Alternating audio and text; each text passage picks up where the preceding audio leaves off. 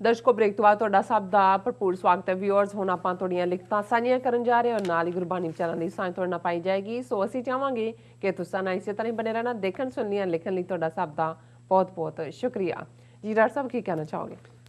ਦੇਖੋ, ਵੈਸੇ ਅਸੀਂ ਧੱਕਾ ਕਰਦੇ ਹਾਂ ਆਪਣੇ ਵਿਊਅਰਸ ਨਾਲ, ਕਹਿ ਅਸੀਂ ਦਿੰਦੇ ਹਾਂ ਜੀ ਅਸੀਂ ਸ਼ਾਮਲ ਕਰਿਆ ਕਰਾਂਗੇ ਤੁਹਾਡੀਆਂ ਲਿਖਤਾਂ, ਔਰ ਸਾਨੂੰ ਬਹੁਤ ਖੂਬਸੂਰਤ ਜਿਹੜੇ ਖਾਸ ਤੌਰ 'ਤੇ ਫਾਰਮਰ ਮੂਵਮੈਂਟ ਦੇ ਉੱਤੇ ਸੁਝਾਵਾਂ ਦੇ ਨਾਲ ਲਿਖਤਾਂ ਜਿਹੜੀਆਂ ਨੇ ਅਜ਼ਫਰ ਖਾਨ ਸਾਹਿਬ ਦੀ ਵੀ ਹੈ, ਨਜ਼ਾਕਤ ਅਲੀ ਸਾਹਿਬ ਦੀ ਵੀ ਹੈ, ਪਰ ਅੱਜ ਵਕਤ ਇਜਾਜ਼ਤ ਨਹੀਂ ਦਿੰਦਾ। ਔਰ ਅੱਜ ਜਿਹੜੀ ਲਿਖਤ ਮੈਂ ਬਰੀਫ ਹੈ ਯਵਾਰ ਸ਼ਾਹ ਸਾਹਿਬ, ਉਹ ਮੈਂ ਸਾਂਝੀ ਕਰ ਲੈਂਦਾ ਤਾਂ ਕਿ ਘੱਟੋ ਘੱਟ ਸ਼ਗਨ ਤਾਂ ਹੋ ਜਾਏ ਕਿ ਵੀ ਅਸੀਂ ਪੜ੍ਹਿਆ ਹੈ ਕੁਛ। ਔਰ ਉਹਨਾਂ ਨੇ ਲਿਖਿਆ ਕਿ we we salute you for being the trailblazer and champion for Sikh freedom and justice. With your extraordinary vision, passion and leadership, we thank you for excellent TV programs seen worldwide. Nice. So ਤੁਹਾਡਾ ਬਹੁਤ ਬਹੁਤ ਸ਼ੁਕਰੀਆ ਖਾਨ ਸ਼ਾਹ ਸਾਹਿਬ। ਤੁਸੀਂ ਅੰਨੇ ਨੂੰ ਸੂਰਮਾ ਕਹਿ ਰਹੇ ਹੋ, ਅਸੀਂ ਤੁਹਾਡੇ ਤੋਂ ਹੀ ਸਿੱਖਦੇ ਹਾਂ। ਕੋਸ਼ਿਸ਼ ਹੁੰਦੀ ਹੈ, ਮੇਰਾ ਇਹ ਯਤਨ ਹੁੰਦਾ ਹੈ ਕਿ ਭਾਈ ਜਿੱਥੇ ਲੱਖਾਂ ਤੱਕ ਗੱਲ ਜਾਣੀ ਹੈ ਮੈਂ ਉਸ ਦੇ ਲਈ ਬਿਲਕੁਲ ਜਿਹੜਾ ਇਮਾਨਦਾਰੀ ਦੇ ਨਾਲ ਜੋ ਵੀ ਆਲੇ ਦੁਆਲਿਓਂ ਪੜ੍ਹ ਸਕਦੇ ਹਾਂ, ਸੁਣ ਸਕਦੇ ਹਾਂ, ਪਰ ਬਹੁਤ ਸਾਰੀ ਇਨਪੁਟ ਤੁਹਾਡੇ ਵਰਗੇ ਵੀਰ ਭੈਣਾਂ ਦੀ ਹੁੰਦੀ ਹੈ ਇਸ ਦੇ ਵਿੱਚ। ਫਿਰ ਉਹਨਾਂ ਕਿਹਾ the Sikh farmers reached Delhi and raised Khalsa flag on red fort on India's republic day. It may be symbolic but it was historic, that is victory. ਕਿ ਖਾਲਸਾਈ ਝੰਡਾ ਚੜ੍ਹਾ ਦਿੱਤਾ ਹੈ, ਭਾਵੇਂ ਸਿੰਬੋਲਿਕ ਹੈ, ਪ੍ਰਤੀਕ ਹੈ, ਲੇਕਿਨ ਇਹ ਇੱਕ ਹਿਸਟੋਰੀਕਲ ਜਿਹੜਾ ਹੈ ਉਹ ਦਿਨ ਵੀ ਬਣ ਗਿਆ ਔਰ ਇੱਕ ਵਿਕਟਰੀ ਹੈ, ਜਿੱਤ ਹੈ। The world's largest protest movement achieved more than 3 black laws. It galvanized Sikhs worldwide with pride, patriotism and destiny, that is victory. कि ये सिर्फ 3 खेती कानूनों तक ही सीमित नहीं रहा, इन्हें दुनिया भर च सिखां दे अंदर एनर्जी ऊर्जा भर दिती है और फखर दी भी और अपनी कौम परस्ती दी भी और अपने मुस्तकबिल दी भी ये असल च जित है। The movement brought historic Sikh persecution, genocide by Congress, BJP and Hitler-inspired RSS fascism to the attention of the world and United Nations, that is victory. कि भी ये भी जित है कि भी दे नाल जो सिखां दे नाल होया जेनोसाइड, ਅੱਡ सियासी पार्टियां कांग्रेस BJP और हिटलर की आइडियोलॉजी नूं मन के जिहड़ा उन्हां तो इंस्पिरेशन लैके RSS का फाशीवाद ये जिहड़ा दुनिया के सामने आया, ये भी एक तुहाडी जित है। The people of Pakistan declared unprecedented solidarity and love for Sikhs with songs and prayers, that is victory.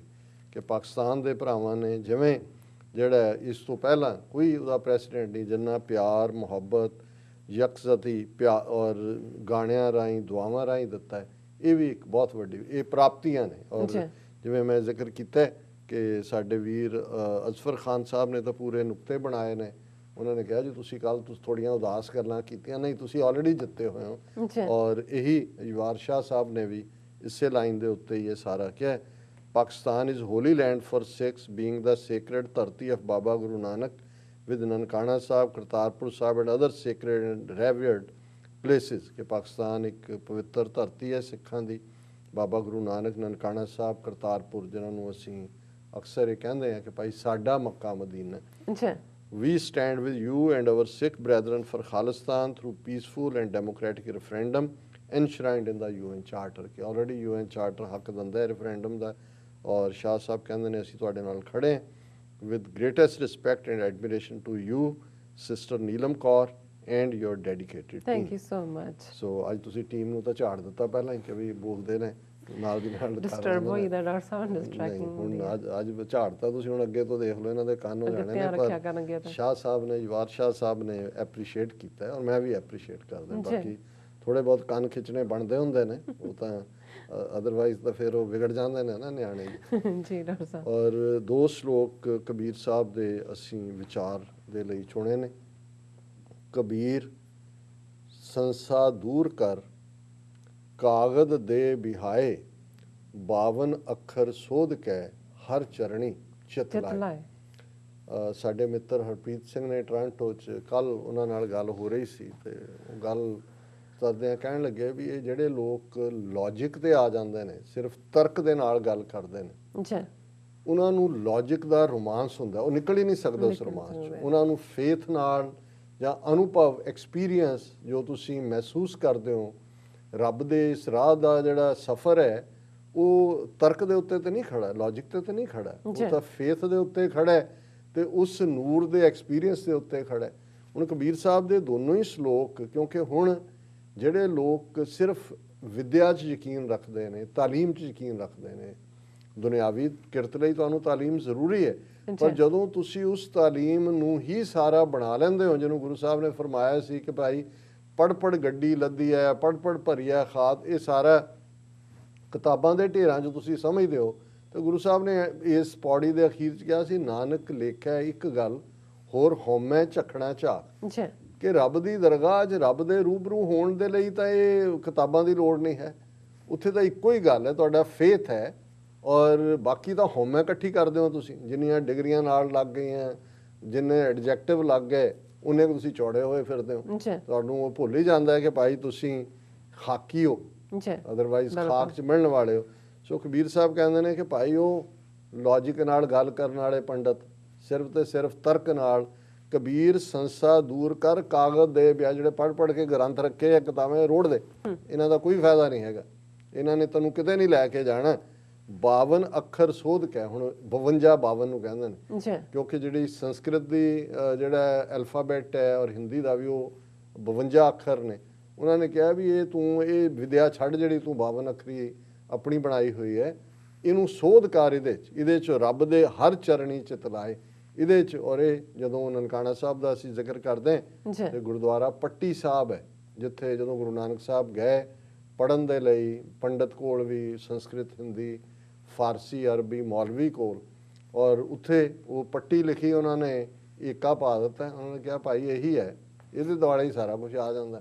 ਤੇ ਉਹ ਪੰਡਤ ਵੀ ਤਾਂ ਮੌਲਾਨਾ ਵੀ ਜਿਹੜੇ ਉਹਨਾਂ ਦੇ ਮੌਲਵੀ ਸਾਹਿਬ ਸੀ ਪੜ੍ਹਾਉਣ ਵਾਲੇ, ਉਹ ਵੀ ਆ ਕੇ ਉਹਨਾਂ ਦੇ ਪਿਤਾ ਨੂੰ ਕਹਿੰਦੇ ਵੀ ਨਾਨਕ ਤਾਂ ਪੜ੍ਹ ਕੇ ਆਇਆ ਹੋਇਆ ਪਹਿਲਾਂ ਹੀ, ਇਹ ਸਾਨੂੰ ਪੜ੍ਹਾਉਣਾ ਹੈ, ਇਹ ਸਾਡੀ ਵਿਦਿਆ ਜਿਹੜੀ ਹੈ ਉਹ ਨਹੀਂ ਹੈ। ਔਰ ਇਹੀ ਕਬੀਰ ਸਾਹਿਬ ਨੇ ਕਿਹਾ ਕਿ ਰੱਬ ਦੀ ਯਾਦ ਦੇ ਵਿੱਚ ਜੁੜੋ, ਇਹ ਸਾਰਾ ਛੱਡੋ ਜਿਹੜੇ ਬਾਕੀ ਦਾ ਤੁਸੀਂ ਹੰਕਾਰ ਲਈ ਫਿਰਦੇ ਹੋ। ਔਰ ਦੂਸਰਾ ਸ਼ਲੋਕ ਹੈ, ਕਬੀਰ ਸੰਤ ਨ ਛਾਡੈ ਸੰਤਈ, ਜੋ ਕੋਟਕ ਮਿਲੈ ਅਸੰਤ, ਮਲਿਆਗਰ ਭਯੰਗਮ ਬੇੜਿਓ, ਤਾਂ ਸੀਤਲਤਾ ਨਾ ਤਜੰਤ।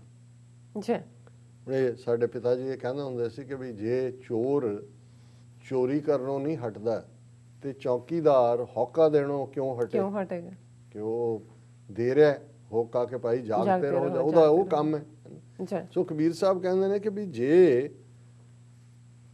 ਸੰਤ ਜਿਸ ਰਸਤੇ ਤੇ ਤੁਰਿਆ, ਜਿਸ ਵੀ ਹਾਲਤ ਦੇ ਵਿੱਚ ਉਹ ਹੋਏ, ਭਾਵੇਂ ਜਿੰਨੇ ਬੁਰੇ ਈਵਲ ਲੋਕ ਉਸ ਦੇ ਰਾਹ 'ਚ ਰੁਕਾਵਟ ਪੈਦਾ ਕਰਨ, ਉਸ ਨੂੰ ਡੇਗਣਾ ਚਾਹਣ, ਉਹ ਆਪਣੇ ਗੁਣਾਂ ਨੂੰ ਨਾ ਛੱਡੇ। ਔਰ ਇਹਦੇ ਤੇ ਬੜੀ ਪਪੂਲਰ ਕਹਾਣੀ ਕਿ ਇੱਕ ਫਕੀਰ, ਉਹਦੇ ਨਾਲ ਦਾ ਸਾਥੀ, ਉਹ ਨਹਾ ਰਹੇ ਨੇ ਔਰ ਇੱਕ ਬਿੱਛੂ ਰੁੜਦਾ ਆਉਂਦਾ, ਡੁੱਬਣ ਲੱਗਦਾ, ਉਹਨੂੰ ਫਕੀਰ ਕੱਢ ਕੇ ਪਾਸੇ ਸੁੱਟਦਾ ਪਾਣੀ 'ਚੋਂ, ਉਹ ਫਿਰ ਉਹਨੂੰ ਡੰਗ ਮਾਰਦਾ, ਫਿਰ ਵਿਚੜੇ ਕੇ ਪੈਂਦਾ, ਉਹਨੂੰ ਫਿਰ ਕੱਢਦਾ, ਤੀਜੀ ਇੱਕ ਵਾਰੀ ਹੁੰਦਾ ਪਾਸੇ ਖੜਾ ਹੈ ਜਿਹੜਾ ਨਹਾ ਚੁੱਕਾ ਚੇਲਾ, ਉਹ ਕਹਿੰਦਾ ਬਾਬਾ ਜੀ ਜਾਣ ਦਿਓ ਇਹਨੂੰ।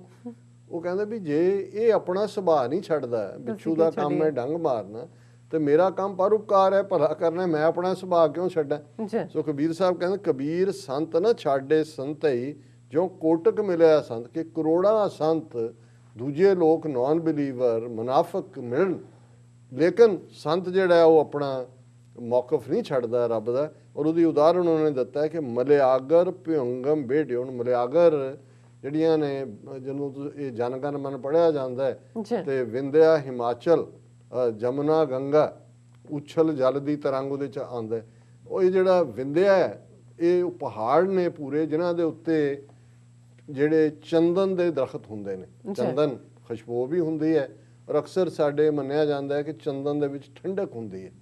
ਔਰ ਜਦੋਂ ਕੋਈ ਲੋਕ ਹੀਟ ਸਟ੍ਰੋਕ ਨਾਲ ਜਾਂ ਅਦਰਵਾਈਜ਼ ਕੋਈ ਜਲਣ ਵਾਲੀ ਬਿਮਾਰੀ, ਸਕਿਨ ਡਿਜ਼ੀਜ਼ ਹੁੰਦੀ ਸੀ, ਤੇ ਚੰਦਨ ਦਾ ਲੇਪ ਕਰਦੇ ਸੀ ਕਿ ਉਹਨੂੰ ਠੰਡਕ ਦੇਵੇ। ਤੇ ਜਿਹੜਾ ਹੁਣ ਸੱਪ ਹੈ, ਉਹਦੇ ਬਾਰੇ ਸਾਡੇ ਲੋਕਾਂ 'ਚ ਫੇਥ ਹੈ ਜਾਂ ਇਹ ਇੱਕ ਮਿਥ ਹੈ ਕਿ ਵੀ ਕਿਉਂਕਿ ਜ਼ਹਿਰ ਜਿਹੜਾ ਹੈ ਉਹ ਹਮੇਸ਼ਾ, ਸੱਪ ਦੇ ਵਿੱਚ ਜ਼ਹਿਰ ਹੈ ਤੇ ਜ਼ਹਿਰ ਹਮੇਸ਼ਾ ਉਬਲਣ ਵਾਲੀ ਚੀਜ਼ ਹੈ ਜਿਹੜਾ, ਔਰ ਇਸ ਲਈ ਸੱਪ ਜਿਹੜਾ ਹੈ ਉਹ ਹੀਟ ਦਾ ਪ੍ਰਤੀਕ ਹੈ, ਉਹ ਜ਼ਹਿਰ ਦਾ ਹੈ ਹੀ ਹੈ।